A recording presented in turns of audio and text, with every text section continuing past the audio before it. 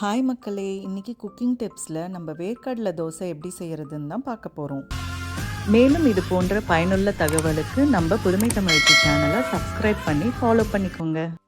திடீர்னு வீட்டில் தோசை மாவு தீர்ந்து போச்சா, ஒரு கப் வேர்க்கடலை இருந்தால் போதுங்க. சுட சுட சுவையான ஆரோக்கியமான வேர்க்கடலை தோசை செஞ்சிடலாம். இந்த சுவையான தோசையை செய்யறதுக்கு தேவையான பொருட்கள்: பச்சை வேர்க்கடலை 1 கப், இஞ்சி 1 துண்டு, சீரகம் அரை டீஸ்பூன், உப்பு தேவைக்கேற்ப, தண்ணீர் தேவைக்கேற்ப, கோதுமை மாவு அரை கப், பச்சரிசி மாவு அரை கப், பச்சை மிளகாய் 2 பொடியாக நறுக்கியது, 1 வெங்காயம் பொடியாக நறுக்கியது, 1 கேரட் துருவியது, கொத்தமல்லி சிறிது பொடியாக நறுக்கியது, கருவேப்பிலை சிறிது பொடியாக நறுக்கியது, மஞ்சள் தூள் அரை டீஸ்பூன்.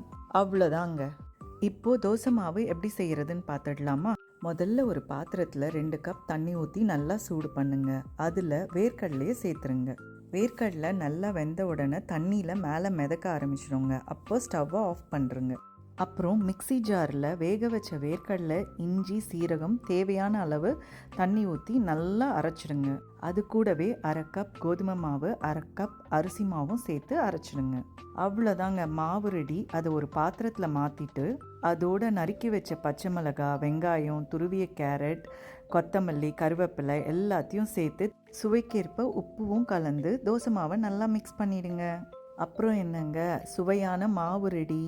தோசைக்கல்லை வச்சு அழகாக தோசை ஊற்றி 2 பக்கமும் முறுமுறுன்னு எண்ணெயை ஊற்றி வேக வச்சு எடுத்தால் சுவையான வேர்க்கடலை தோசை ரெடி. இதுக்கு தொட்டுக்க அட்டகாசமான தக்காளி சட்னி எப்படி செய்கிறதுன்றத அடுத்த வீடியோவில் நான் சொல்கிறேன். இந்த சுவையான ரெசிபியை நமக்கு கொடுத்தது PT cooking tips contest winner miss Devayanai. Congratulations miss Devayanai.